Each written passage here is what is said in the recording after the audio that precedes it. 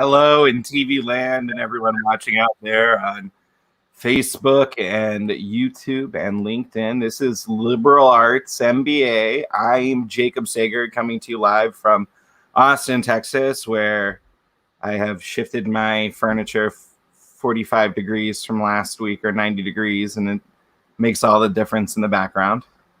Jacob, I love it. I love the new book background. It's perfect. And also very angular. I'm digging it. Hi, everyone. I'm Sarah Sands, as you know, and I am, unfortunately, this week not coming to you live from Portland, Oregon, wine country, where I was supposed to be, because I'm coming to you live from Houston, Texas, and my grandfather's house where I'm quarantining as a breakthrough COVID case. So there's been a lot of talk in the US and abroad about what this Delta variant means, and do vaccinated people need to be as concerned and taking the same precautions we did before. And I unfortunately am here to bring you some bad news today, that we're not living in a beautiful hot vaxxed summer or a 2019 repeat or a 2020 redo. We are very much in 2021, and the breakthrough COVID is real, and I'm here to report on it today. Over to you, Jacob and Katie. We can talk more about that later, but I'm so excited to welcome Katie Soleil, as much excitement as my semi-stuffy nose and fatigue can muster. But I'm so glad it's Katie here for this experience. Katie, we will do a proper full introduction of you shortly, but please tell our community hello, and how are things over in Zurich, where you are coming to us live from? Great. You know, I'm probably not supposed to be here either, but we can talk about that in more detail later. No, I'm so happy to be here. I'm so excited. I've been following the show. It's absolutely brilliant. You've had some fantastic people on, and I'm privileged to now be among them. So thank you very much. And you are also about to be headed out on holiday, as they say over there across the pond.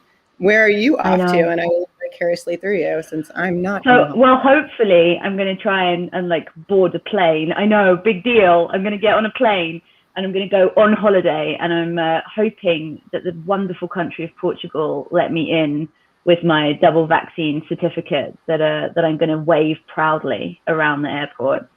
So yeah, fingers crossed. It's going to be my first travel for quite some time, so I'm really looking forward to it. I'm so excited for you. One, I think that in the way that in the US we give out I voted stickers, we should start giving out like pins, like buttons that say I'm vaccinated. That way, like now I'm going to wear a mask all the time. But before I was always like, I feel like I should let everyone know that I'm not that asshole and I am vaccinated. But also, Katie, one of the last times that we were together in Europe was the last trip we took together before I left the UK, and it was to the Algarve in Portugal. And now you're going back. Exactly, it was in Portugal. Not that the guests that you invite on this show are just, people that you know, and it's totally nepotistic. I mean, just in the interest of fairness. Anyway, let's kick off the show. As always, Jacob's going to kick us off properly. Jacob, I'm going to hand it back to you now so I can drink more tea. Yeah, drink more tea. We're glad that you're with us, Sarah, and that you're healthy, and that, Katie, that you're here and you're also healthy, and that we're reaching each other from around the world right now across the ocean.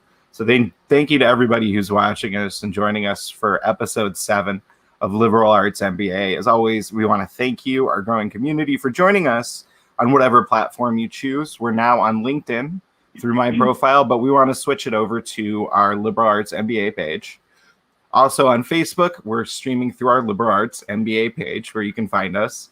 You can also find us on YouTube if you search up Liberal Arts MBA. The live streams are there, and then you can catch every episode will be saved for as long as YouTube is on the internet.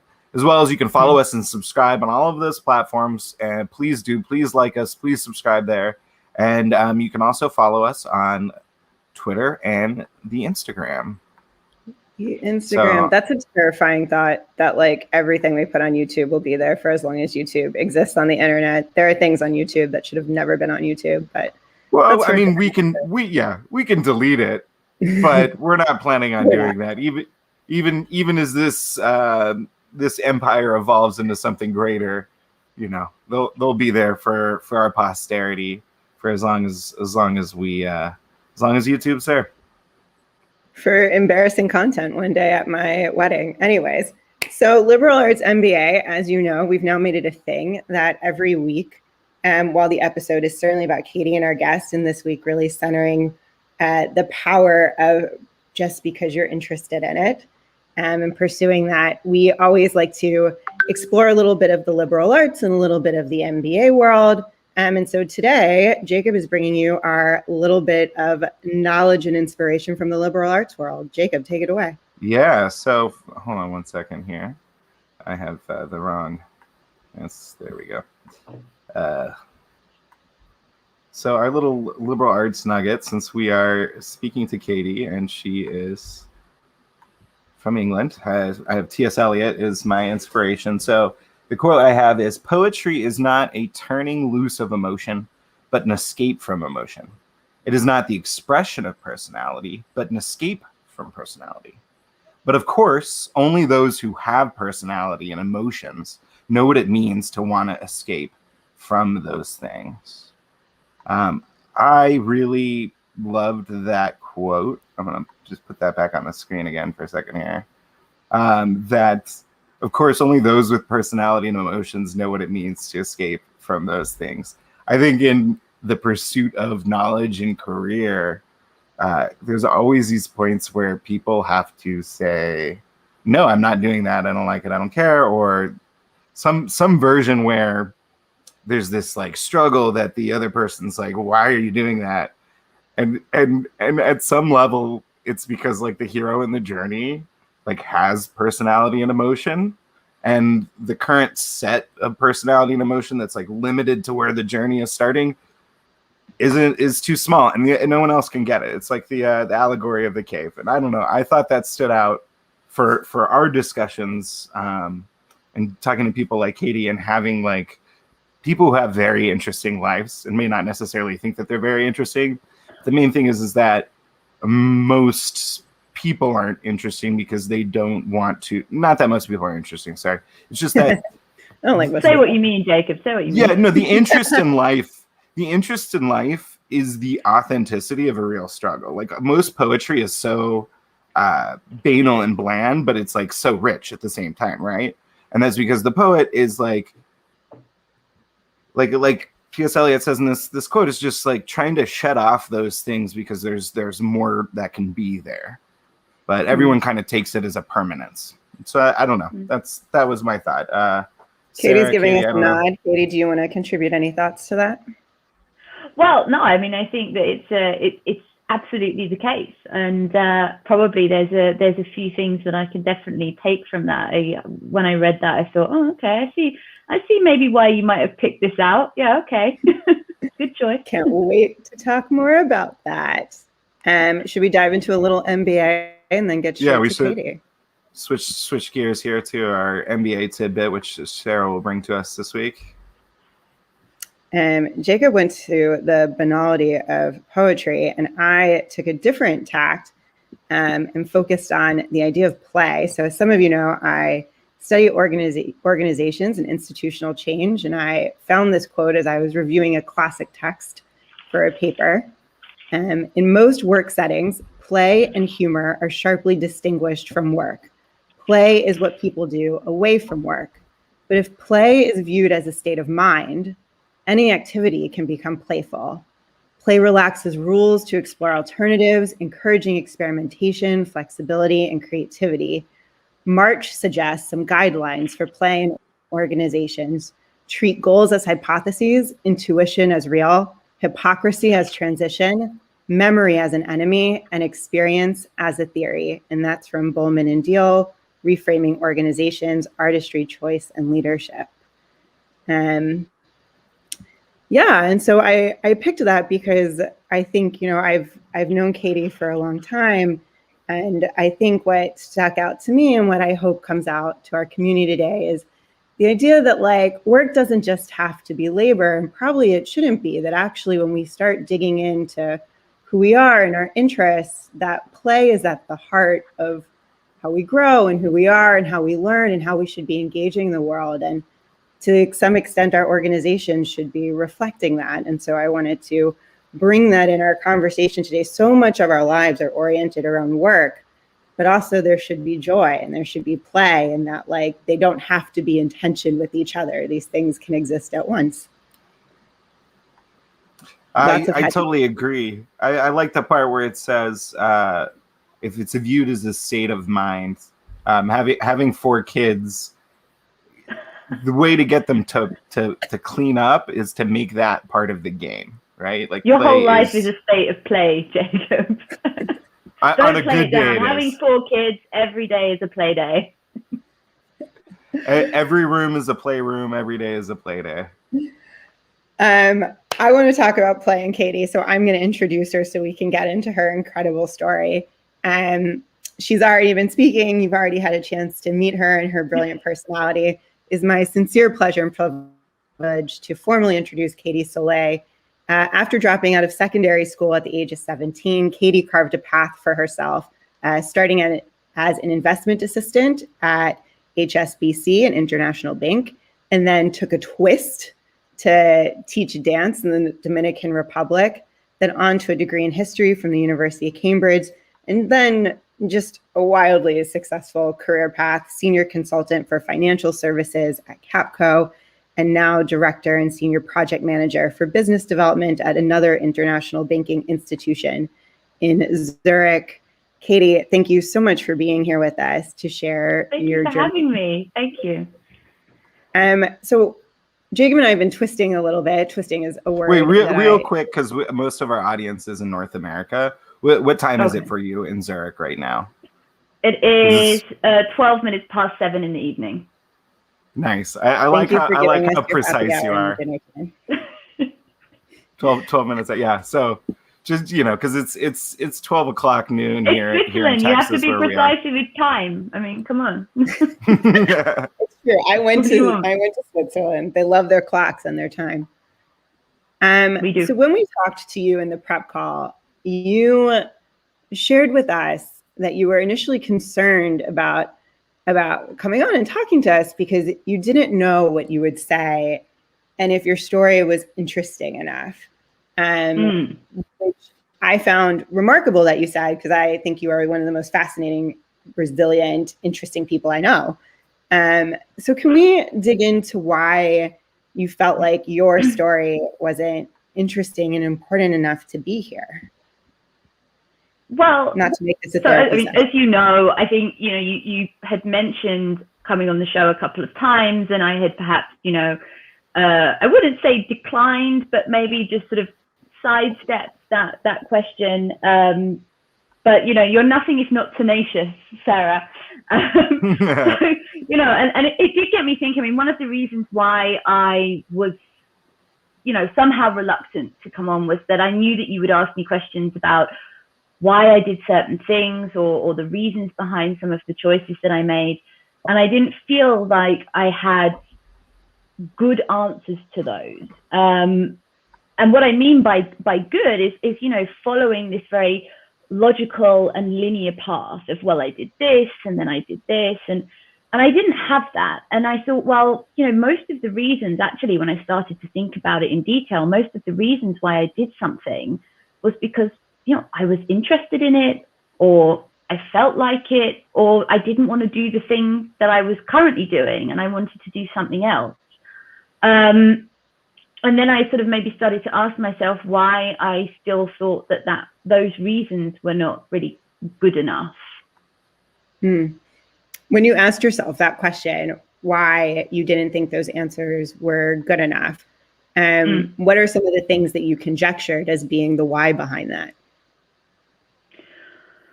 I think, in general, we have an idea of what a career path should look like, or at least what a sort of academic background up to the age of, 18 or 21 should look like.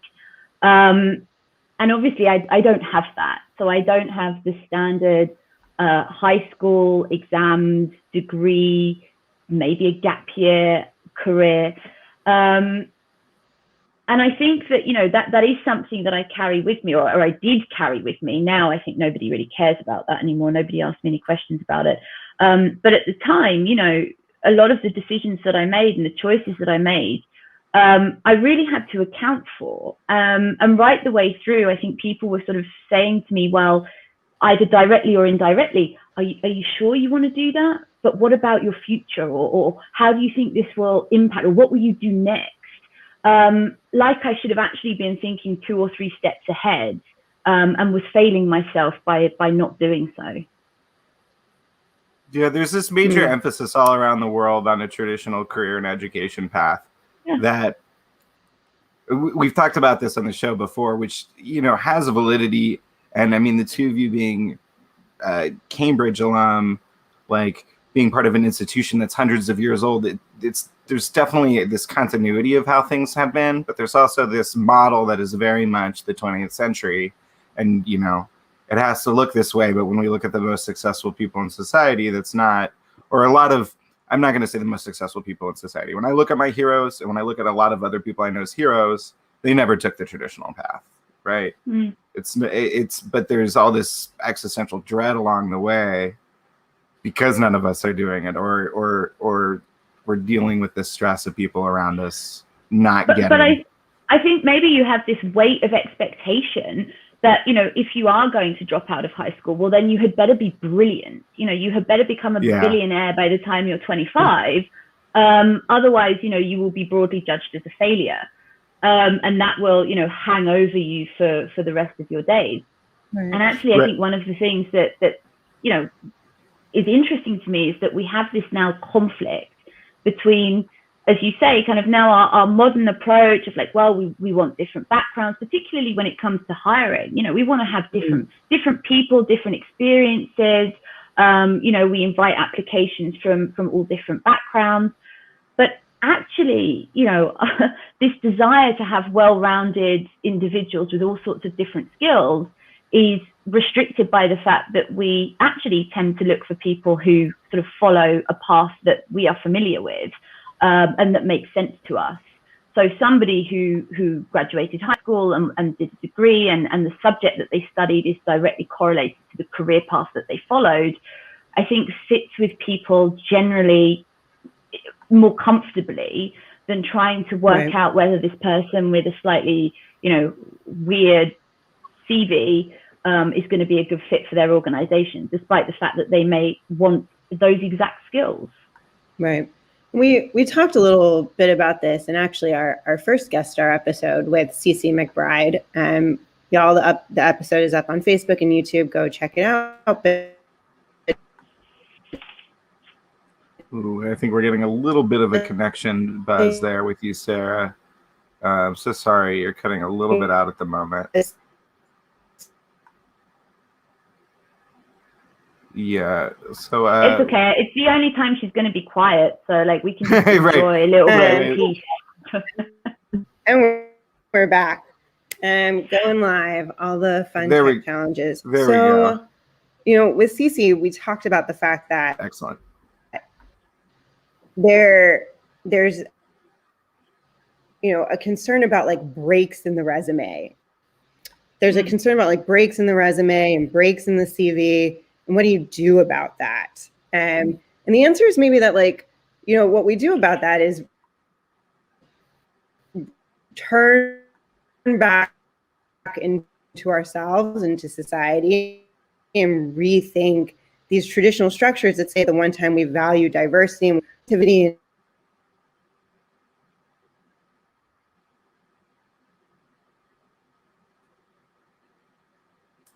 I think we lost Sarah. Yeah, we're gonna cut you for just a second, Sarah.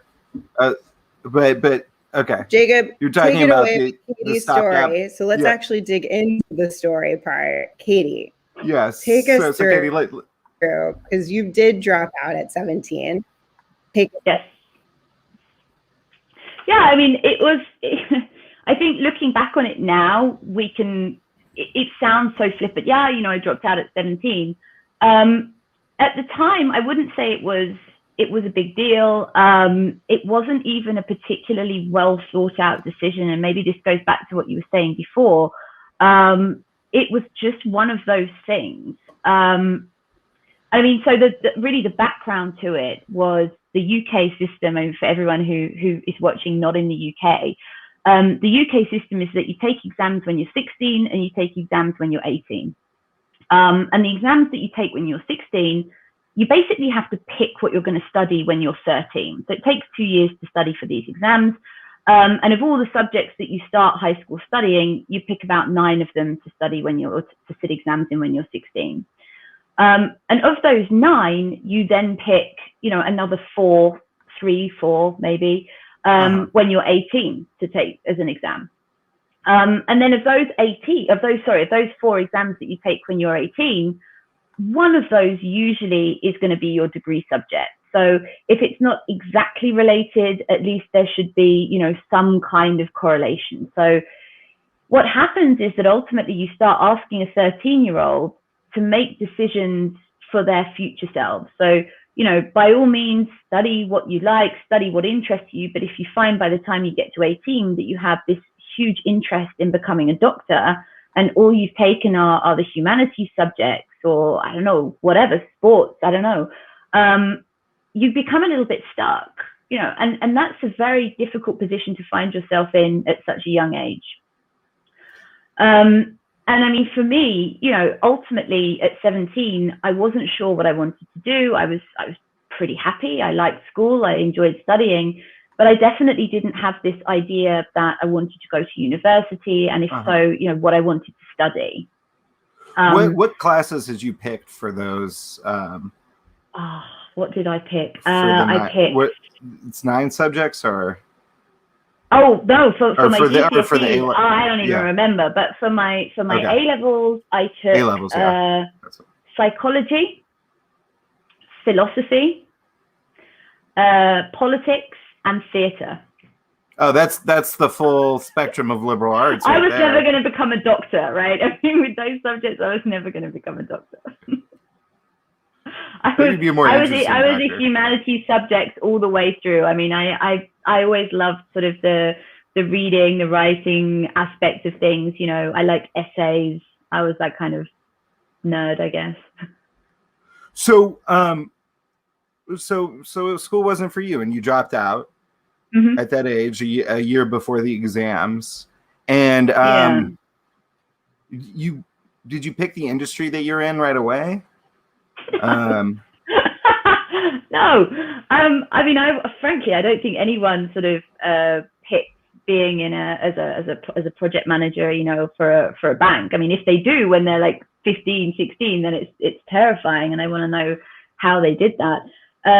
No, I mean, it wasn't done with any kind of thought in mind. I mean, when I decided to leave school, or rather I decided that I didn't want to go to university at that time, I wasn't sure what I wanted to study, and at 17 or 18, committing yourself to 3 years of study seems like a lifetime. I mean, 3 years was like, whoa, and I don't even know what I want to do. No. So I decided to go and get a job. And ultimately, I just ended up, my first job was in a bank. I don't know why they hired me. I think they must have liked something about me. But they gave me a chance. It was an entry-level position, and I had a really good boss, and he supported me a lot. And I was happy there, certainly. So the interest, I think we have Sarah again. Hurrah! Hey, Sarah, we're so happy to see your face. Thanks. So, we'll bring you up to speed here, and maybe you get to hit the good questions here. Is we just were caught up to Katie's dropped out of school. She's working for a bank now. So you want to take us into the next gear here, Sarah? Yeah. So you were working at this bank, and if you've already covered this, let me know. And you kind of had this epiphany moment, from what I recall, of like realizing that this wasn't what you meant to be doing, feeling a little bit trapped. Can you describe that feeling, and then what you thought the next step was for you? So I think, as I say, I was happy in the job. I enjoyed it. I had a good boss. But I definitely began to sort of have this realization that I wasn't sure that I was able to now settle down into a career for the next, 40 years. Particularly also because I saw people coming in who were around about the same age as me at that time, who had been to university, who had studied, and who were, coming in above me, which, I was really upset about, and I took really personally because, I was there working really hard and, getting good feedback and doing what I thought was doing well, and my boss being happy with me. And yet, if there was a slightly more senior position, somebody who had less experience but had this degree was being brought in. So I suppose I think it was a little bit of being fed up just in general, and also thinking, well, is this going to be me for the next 40 years? Just sort of sitting here and silently resenting everyone around me. Yikes. Nothing like an existential crisis to motivate the next action. Exactly, a late 20. Yeah, so you leave and decide to go to the DR, the Dominican Republic. The Dominican Republic. Why there? What moving Why there? Yeah. So I think I had been on holiday there when I was like 14, and it seemed nice. And I loved dancing. I was just danced all the time. And I come from a big dancing family. And I found a dance school over there, actually, who were decided to just go over and study salsa with somebody who at the time was, I think, one of the best salsa dancers in the world. And thought, well, I'll do that for a while, an undefined amount of time, because I want to and because I'm interested in it. And it was something that I wanted to pursue. It was an interest that I wanted to pursue. So I did, yeah. And maybe I should just take a moment also here to acknowledge, and I think this is something that Cece mentioned as well before, just to acknowledge the fact that I am aware that these decisions are also sort of very luxury decisions to be able to make, right? I mean, being able to say, well, I'm going to leave my job and I'm going to go abroad and I'm going to spend, an undefined amount of time dancing in a different country, is a luxury which is afforded, I think, to very few people. And it was by virtue of the fact, obviously, that I had been working for a bit and I'd saved some money, but I also have a family who will support me with anything that I need to do or any of my decisions. So I knew that I had that safety net. And I think it's important to acknowledge that because, these kinds of decisions are much less risky when you have that safety net behind you. And I'm acutely aware that there are many people in those kinds of similar positions who just don't have that kind of safety net. So I think that's just an important side note, Yeah. I mean, and you're absolutely right to acknowledge the privilege in being able to do that and take those leaps. Certainly I don't want to underscore that given, you spent time in the Dominican Republic. I've spent time in, different communities that were, I remember going into the community after Hurricane Katrina in New Orleans, and they were, in my own city. And for me, at the age of 18, this was an eye-opening experience to recognize that even in whatever hardships I had in life, that there were so many people even within my own community that were never going to be able to make the sort of choices that I could make, and what sort of privilege. And, for me, like, privilege often comes with also a sense of duty and responsibility, which is like my own way of thinking about my place in the world and my positionality in it. But nonetheless, to say, like, what did it mean for me to take certain opportunities or to not take certain opportunities, knowing that I had a privilege that so many others didn't have. And when Jacob and I, though, to pivot a little, to go back to your point about, because you were interested in it, that you love dance and you've been to the Caribbean and you wanted to explore it more, and the DR was a place that was like, familiar to you because you had gone on vacation once. I think a little bit of guilt, all of us, who have been able to take these opportunities and go abroad, which, everyone in this conversation certainly encourages. Jacob and I talked about this prepping for today. I went to Cambridge on a fluke.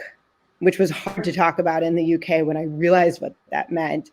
I like had gone into the honors office one day at Tulane and to turn in some paperwork. And they were like, have you had an advising session? And I was like, no. And they were like, oh, come talk to one of us. And they were like, oh, you should just, you're 3 weeks away from the deadline. Check out these programs at Cambridge or Oxford. There's some scholarships to see if you can get it together and apply. And me being me, I was like, oh, 3 weeks is nothing. I'll get this massive application together and apply. And I didn't apply to anything else after. And so I got into Cambridge, and that was my only option. And I had never been to the UK, and I wanted to study abroad in Europe. I'd never been to Europe at that point. And I was like, all right, F it, I'm just going to go. But like, it's just because I could, and just because I had the opportunity there was no overarching. I mean, sure, I wanted to study ed policy, and like doing it at Cambridge seemed cool, but like there was no deeper motivation other than I was simply interested in it. And I had the opportunity to do it. And so I took that opportunity to do it. And Jacob, you have a similar story about that as well, I think. Yeah, I mean, when I was in college, I studied abroad. I had wanted to do it, but I was massively lazy about organizing myself. And my girlfriend was going to Jerusalem. So I piggybacked on her, and the study abroad office would not connect me because I did not show up 3 weeks early. I showed up 2 days late, and they didn't even know there were deadlines. I thought it was just, that this is a standard universities Jacob all story. Around the world liked money and wanted to take it in exchange for participation, but it wasn't that easy. So I went anyway and didn't really get credit for it. And that was absolutely a move of privilege. And my wife and I, when we were living together, but we weren't married at this time. We didn't have kids at this time. Oh, it's to say the wife, it was the girlfriend. Okay, that's fine. No, well, different. Actually, no, that the first part of the story. You switched girlfriends mid-story. You're right. I totally did. I totally did. So in the second time I went to Jerusalem, I was with a different girlfriend who is now my wife. A different ex-girlfriend who's now the one that's my wife. And there are good Jewish boys out there. We both worked remotely. With a girlfriend. Yeah. I mean, this was 7 or 8 years ago, but we both worked remotely, so we could do it. I mean, we're young enough, so working overnight to deal with a time zone difference to be with our teams was not a big deal. Although now I would not do that anymore. I've done it. I don't want to do that anymore. But it was absolutely like a move of Brit. Like my sister-in-law lives in Jerusalem. So Mira wanted to go there, and we lived in a desirable city. So getting someone to rent our apartment was so easy while the time we were gone. It would not be the same in other places. That was also another like privilege thing. Austin was a booming town, and we lived in a neighborhood that was desirable and safe at the time. And yeah, there was no good reason, but it was absolutely something that shaped who we are now and actually opened up a lot of connections and opportunities. Yeah. So it was like, at least in the moment, does it matter? Everyone's like, you're being shallow or not thinking big enough. I'm concerned about you. I mean, does it really matter when you look back and you realize everything is just a bunch of random plot points, or it's just not necessarily random plot points, but at some point you just make choices about where you're going, and then that totally shapes you. But the shape is you growing, and so like whatever direction it is like.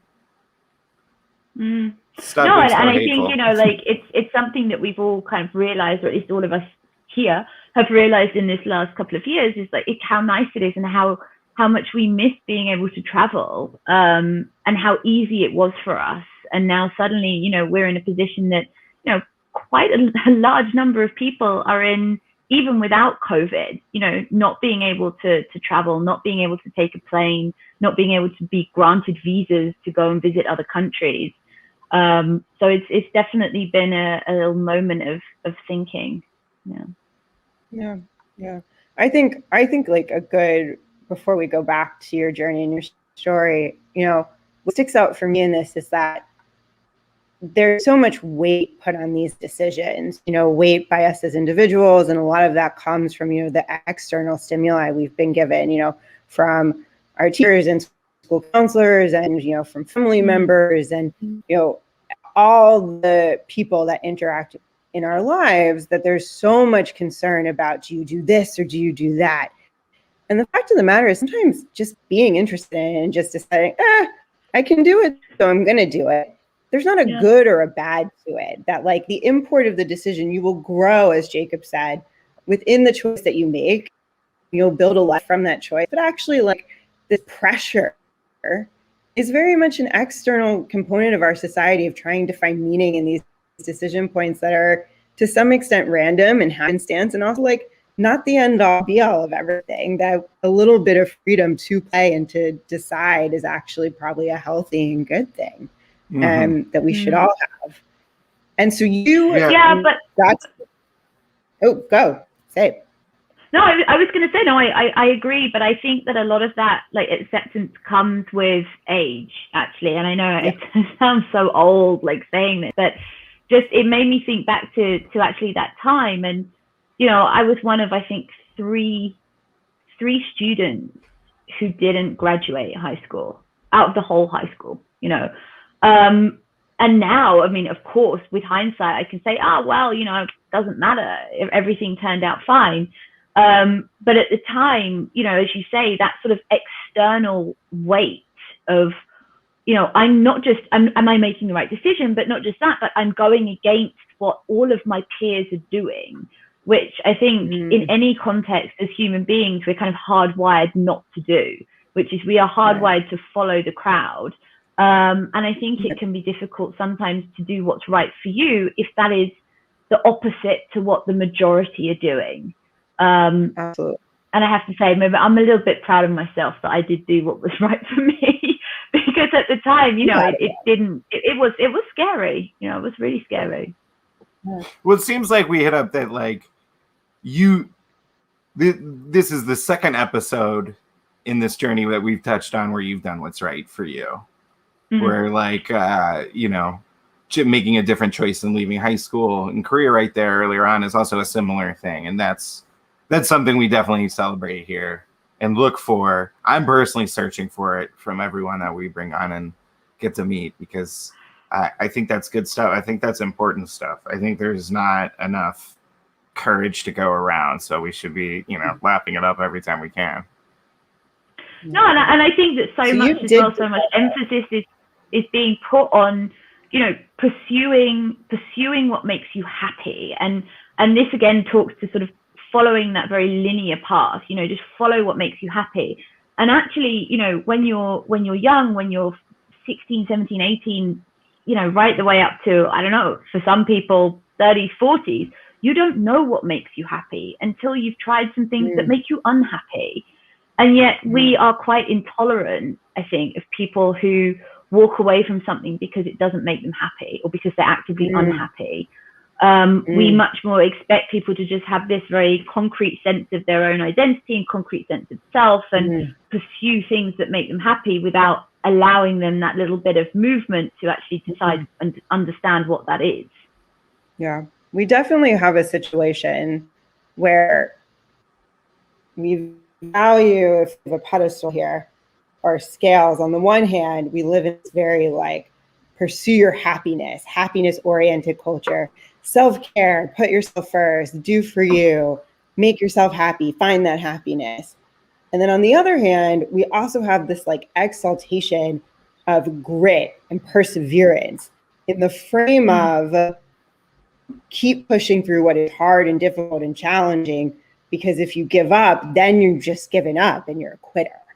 And these two things, I mean, go to any self-help aisle, pick a store, pick Amazon, and you'll find books that see both of these things without any sort of recognition as to the tension that they're actually in with each other, which is that sometimes it's not about perseverance. Sometimes the way to figure out what makes you happy is to recognize the thing that doesn't, and then to leave it.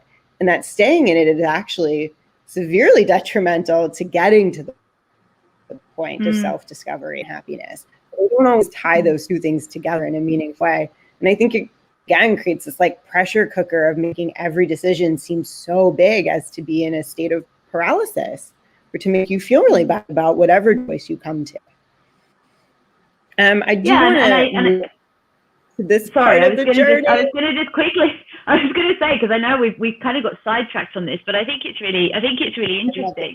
Is that, you know, actually we kind of, if we do this, we just end up, and maybe that's where we are kind of currently with our society. We just end up with a lot of people who are, you know, neither desperately unhappy, but neither brilliantly happy, and actually sort of existing in the middle is our acceptable level. I mean, particularly in the UK, right, where we do love to complain, and, you know, everything is sort of distinctly average in every respect. You know, we're never particularly excited or happy about anything, and we'll never admit to being sad about anything.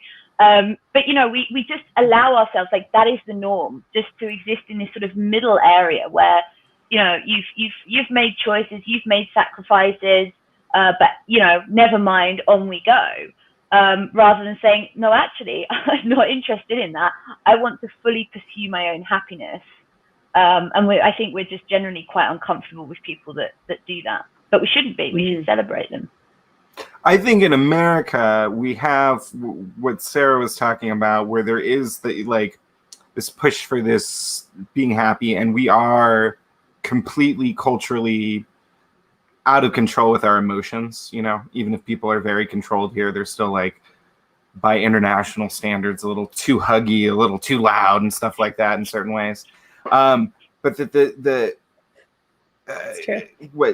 what's kind of like missing from that, or the big problem, is that, like, we have this stupid kind of like two-party culture.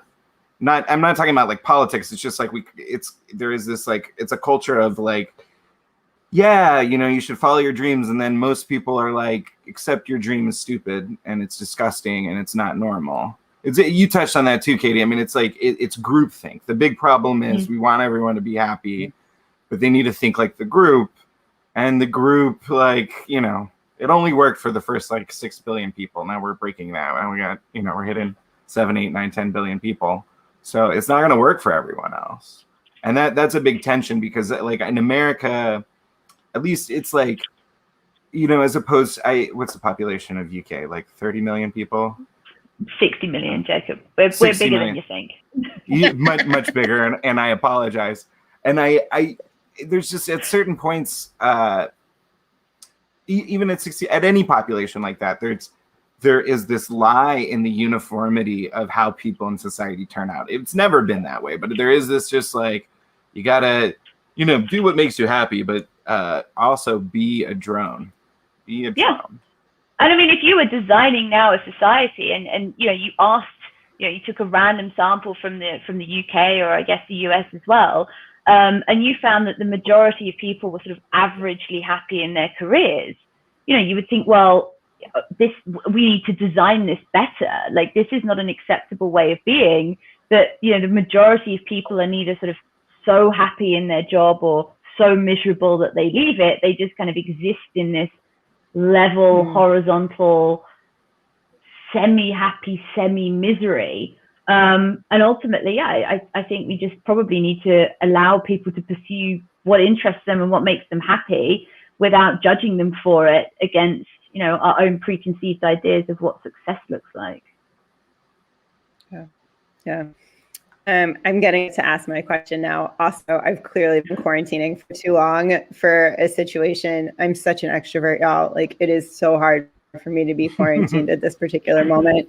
So I'm extra jumpy and trigger happy today on the questions. I apologize. Thank you for talking to me, my friends.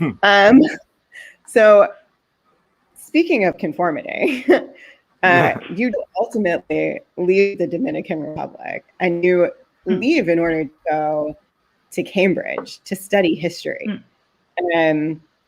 How did you arrive at this decision that it was time to go?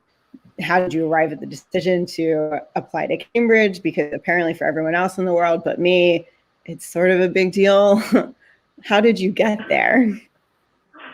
So I think the first question about why did I decide that it was time to not necessarily leave, but at least do something else. I mean, for me, it was mostly that I looked around and I was surrounded by brilliant, intelligent, clever, energetic people who were just wonderful, and who, by virtue of kind of where we lived and where they were from, didn't have the same opportunities that were afforded to me. And I suppose I just began to get this increasing sense of discomfort that I had actively rejected the opportunities that were afforded to me, that would never be offered, or never, but, you know, was very difficult for, you know, the community that I lived in to be offered. And I suppose I just started to understand the concept of, you know, in the UK, certainly, you know, there's a right to having an education, right? You are entitled to an education right up until you're 18, a free education. But I think that then there's also a responsibility with what you do with that.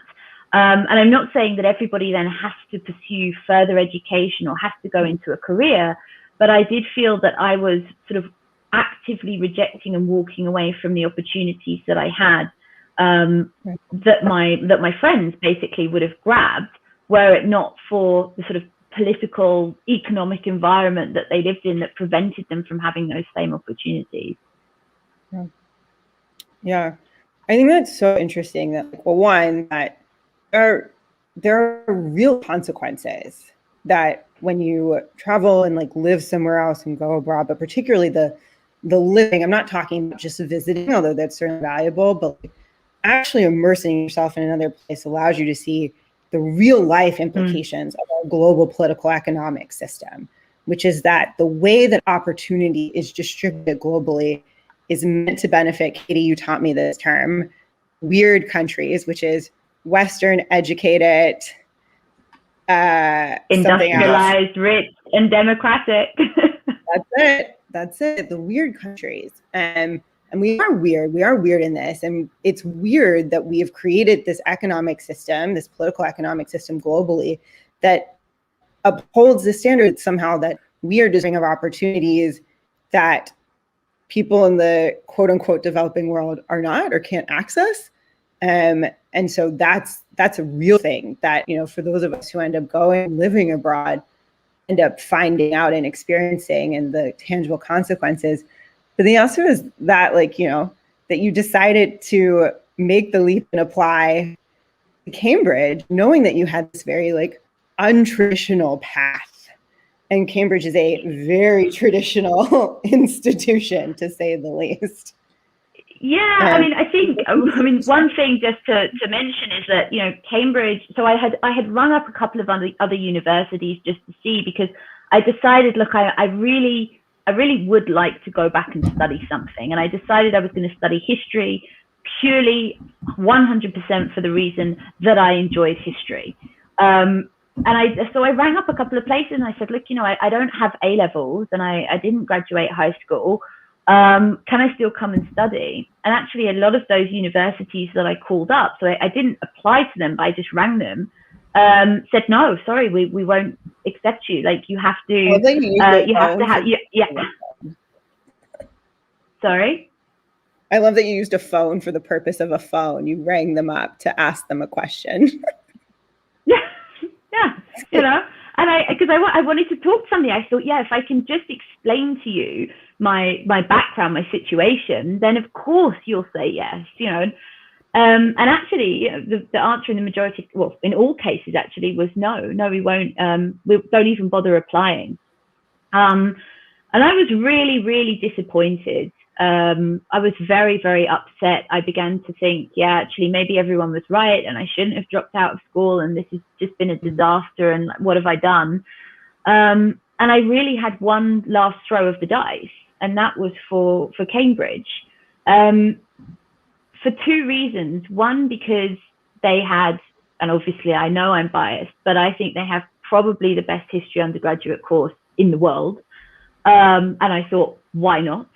But secondly, that Cambridge also really push and pursue people from different backgrounds, and not just in terms of, you know, words and, oh, this is what we're looking for, but they really have adjusted and adapted their process, their application process, to finding those people. And I think a lot of people talk about the whole Oxbridge or Oxford and Cambridge interview process and how much of a big deal it is. But in practice, that's the only way that you get to know someone. You know, you sit in front of them, you know, okay, you have the piece of paper that they've submitted and maybe they've written a statement about how great they are and it's all wonderful. But actually, when you're sitting there face to face with somebody and asking them questions, you get a much better sense of who that person is. And, you know, Cambridge, you know, really do actively pursue that.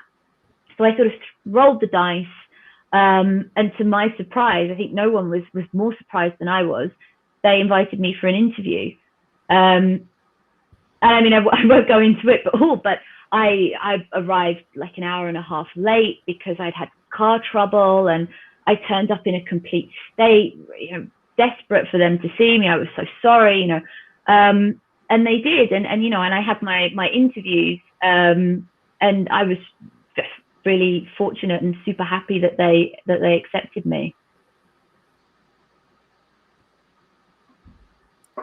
So you say you're in consulting now, right? Mm-hmm. And so, I was in consulting now. You were in consulting. Sorry, pardon.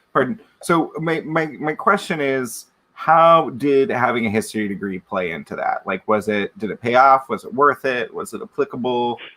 Were you talking about history with your clients? Yeah, sadly not. You know, 3 years of my life was spent kind of studying Anglo-Saxon history and like cultural anthropology and all this stuff that I find super interesting, and nobody ever asked me about it now, which it's really disappointing. I might try and bring some of that back into my career and into my projects, you know, just throwing some things into conversation. But no, I mean, what was interesting was that actually before I went to university, if I would tell someone, oh, I'm really interested in history, I'd love to study history, they would say, well, why? Do you want to be a history teacher? Like, that was the natural progression if you study history. And then something quite interesting happened when I graduated. People started to ask me, well, where did you go to university? And I'd say, well, I went to Cambridge. And nobody ever asked me, what did I study? You know, which for me was like the biggest deal because I was so interested in it and I wanted to talk to everyone about it. And I couldn't understand why everyone else wasn't as excited about, you know, 7th century English history as I was. You know, it's the most interesting thing in the world. And it was almost like, you know, just going back to our point about frameworks, it was almost like I had kind of already passed their test by saying, well, I went to Cambridge. So they didn't need to ask any more questions of me. They didn't need to find out what I studied or why I had decided to study that, or even what grade I got. I don't think I've ever been asked what grade I got. And I think that this is one of the things that we actually don't do very well, is that we set these tasks for people, we set these hurdles for them. And then once you pass one, it's like, oh, okay, well, you're through. And I certainly found this in applying to jobs after university. I wanted to go back into banking because I had a really good experience of it and I'd really enjoyed my time before I left for the Dominican Republic. And, you know, it was strange because banks which had previously rejected me just straight away because I didn't have the kind of traditional background, suddenly I was finding myself kind of catapulted through the application process. You know, I was being invited to kind of dinners with some really senior people at the bank who would come to the university to recruit. And I found it really strange because, you know, I was still the same person. I wasn't different. I wasn't more intelligent. I knew a lot more about history, but ultimately it was still me. But certainly it allowed me and offered me the opportunities that I otherwise, you know, wouldn't even have had a shot at. And that's something that I certainly am really grateful for, is the doors that Cambridge opened. Yeah. Well, I will attest to that, and then we're going to move into rapid fire. But, you know, when we were finishing up, because Katie and I both had a career in consulting at the same time, and we're convenient living together. That was the time of our lives. But the same thing happened to me, that no one asked what I studied. No one cared.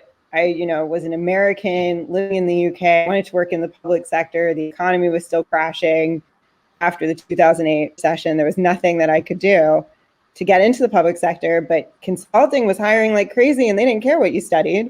They just cared that you had the degree. So the fact that it's a university of Cambridge next to my name was a shoo-in, which was wild to me, that I thought, like, you know, all these consulting companies should care, but they didn't. It was just the check mark. So was it worth it? Yes, because, you know, I had 3 fantastic years of just being able to do exactly what I loved. And, you know, I met fantastic friends, yeah. But also, you know, I got to spend every single day just pursuing my interests. And it was really wonderful. And not just that, but I was learning, and I was learning from, you know, some of the most brilliant minds in the world. And I really got a lot out of it. In fact, if I could repeat it again, I'd do it in a heartbeat.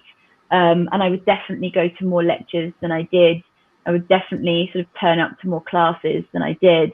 I would try and, you know, party a bit less, but I had a really good time. And I think that that's something that maybe Cambridge is not so well known for, is that you do have a fantastic community of people who are just like you know, whatever your background is, there will be people there who are exactly the same and who you connect with. And, you know, there isn't really as much study going on, well, at least not in my college, not as much study going on as you probably think there is. So it was just fantastic. Yeah, I really got a lot out of it. Well, we're going to switch gears here and go into our rapid fire session here, Katie. So The first question on rapid fire is, someone's going to make you a playlist. We're going to get you something to listen to. What's going to be on your playlist? And usually we're talking music, but anything. So I have to confess, like, I'm not a huge music person. If I have the time, I much prefer to listen to podcasts. So I can give you my top podcasts. Yeah, give me so, I mean, number one would be Revisionist History, Malcolm Gladwell. Like, he's my hero. I think he's brilliant. I mean, he looks at topics in the way that I, you know, also try to. I hope everyone should try and analyze and look at things the way that he does. Second would be Cautionary Tales, which is another Pushkin Industries, so the same production company as Revisionist History. Also brilliant. I mean, looks at why things went disastrously wrong and then thinks about why. And then the third would be You're Dead to Me, which is a BBC history podcast. I know. What can I tell you? I'm a historian at heart. I love it. Mm-hmm. And if I can I have a bonus one? One bonus. Have a bonus. It would definitely be the BBC Women's Hour podcast, which is actually a radio show, but then they also stream it as a podcast. It is brilliant. It doesn't just talk about women's issues. It talks about all kinds of different things, things that you wouldn't otherwise necessarily have a radio show about. And I really recommend it. What are you reading right now? So I'm actually really, so I try to kind of alternate between, you know, what I would consider to be like a learning book and then a trash book, or a fiction book. But actually, you know, I shouldn't have said that, but, you know, some like completely just enjoyable escapist book. But at the moment I'm in my education book phase, which is I'm reading All That Remains, which is the memoir of a forensic anthropologist called Sue Black, who's actually, I think, Dame Professor Sue Black. She's absolutely fantastic. She pretty much single-handedly developed the area of forensic anthropology, and she has really pioneered a lot of the science in that area, and it's kind of her background and her story. Love it. What are some of the mantras that have guided you through your journey and you would think would help other people? Wow. So I think, you know, probably the main one would be to try to understand yourself in terms of not just how you feel about something, but also why you're feeling it. I mean, I'm a very emotional person.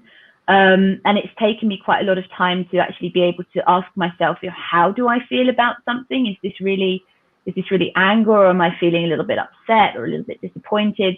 But to also understand why I'm feeling like it. What are the triggers that have made me feel like that? And that's helped me a lot, because it's helped me not just understand myself, but also to kind of preempt some of the responses that I know I'm going to have to something. you know, because I know then what my triggers are. I know the things that are likely to just, you know, set the touch paper and annoy me. So I think that would be one. But I think that my main one would probably be, don't be afraid to walk away from things that make you unhappy. There is absolutely perfectly good reasons why you should not continue to do things that make you unhappy, regardless of whether people tell you, oh, you need to be resilient, or you need to keep your chin up, or you need to keep going and persevering. No, it's perfectly fine to say, this does not make me happy and I don't want to do it anymore. But maybe just as an add-on to that, to also ask ourselves why it doesn't make us happy, because if we don't take the time to understand what doesn't make us happy, we're going to keep doing the same thing, because the reason why we did it in the first place is because we thought it was probably going to make us happy. And then it didn't. And then we end up, you know, doing the same thing. So we also need to be aware of those reasons. Love it. Yeah. I'm going to ask this last one because I think it's funny. If you could follow one person on Instagram, who would it be? The Queen.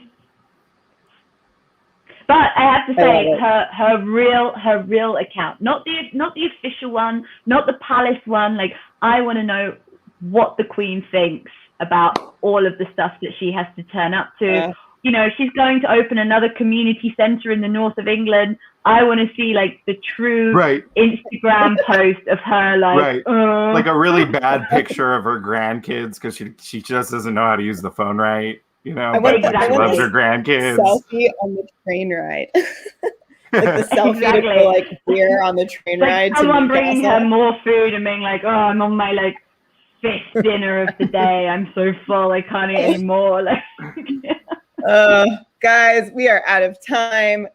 Thank you to our community for joining us. If you want more of Katie, who doesn't want more of Katie, you can find her on LinkedIn, search for Katie Soleil. Next week, we're going to have a surprise guest. We're not even going to tell you who it is. It might be because we don't even know who it is, but it's going to be a surprise to everybody. Jacob, where can they get more of us? You can get more of us on your favorite internet channel. And by that, I mean you can find us LIberal Arts MBA. You can find us on our Facebook page. You can find us on our YouTube channel. Please like us, follow us, subscribe to us. You can also find us on LinkedIn through my profile, Sarah's profile, or our LinkedIn page there, as well as on Twitter and on Instagram. And don't worry if you miss us on Thursdays here at lunchtime. Our episodes are available in perpetuity on Facebook and on YouTube. Yeah, I realized I left one of those out at the beginning of the episode. So please find us there. And thank you so much. We're like every comedian you've ever known on that last set, laying it all out there and hoping you still like us later. Please like us on LinkedIn. Thank you so much. Katie, thank you again. We're out of here. Thank you, Katie.